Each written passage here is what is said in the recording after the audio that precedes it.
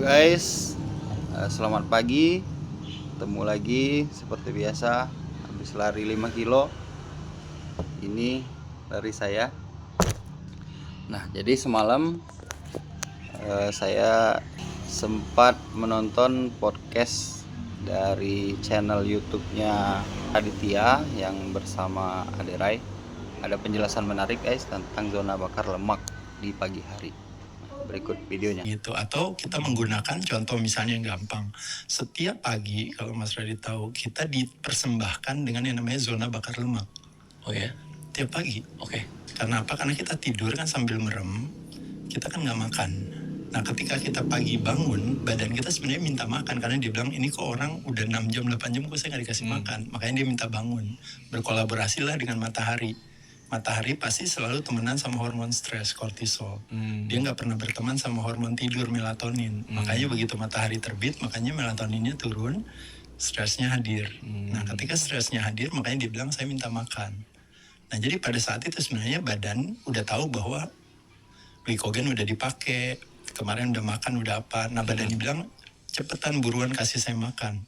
Nah tapi pada saat pagi kalau kita bilang memutuskan untuk udah saya nggak kasih makan, tapi saya langsung aja meeting ke kantor atau saya langsung aktivitas atau bahkan saya berolahraga, badannya bilang oh kalau gitu saya nggak dikasih makan, ya udah saya akan mencari alternatif sumber energi lain. Oke. Dari mana?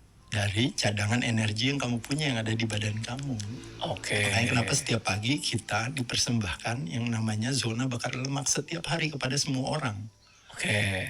Tapi kita patahkan zona itu dengan Sarapan. roti serikaya dan bubur ayam. Aduh enak lagi. Apa di sini nih?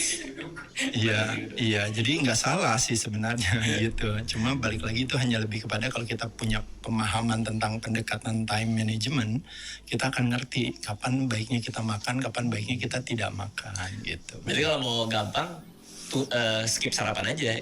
Logikanya gitu dong. Iya logikanya, tapi kalau seandainya orang bilang, tapi saya nggak bisa Mas Ade karena saya udah biasa makan pagi, nggak salah juga. Berarti yang dia skip apa? Dia skip makan malamnya. Oh. Jadi dengan dia skip makan malamnya, terakhir makannya misalnya cuma sampai jam 6, berarti kan pada saat dia makan pagi, dia juga badannya udah cukup lama. Jadi dia udah zona bakar lemaknya udah terjadi dari jam 1 pagi misalnya. Saya nggak bisa Mas Ade, saya biasa makan malam. Udah nggak usah ngomong sama saya deh, lo nggak bisa mulai. Itu tadi guys penjelasannya, semoga bermanfaat.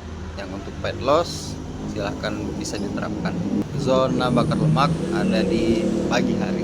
Semangat guys.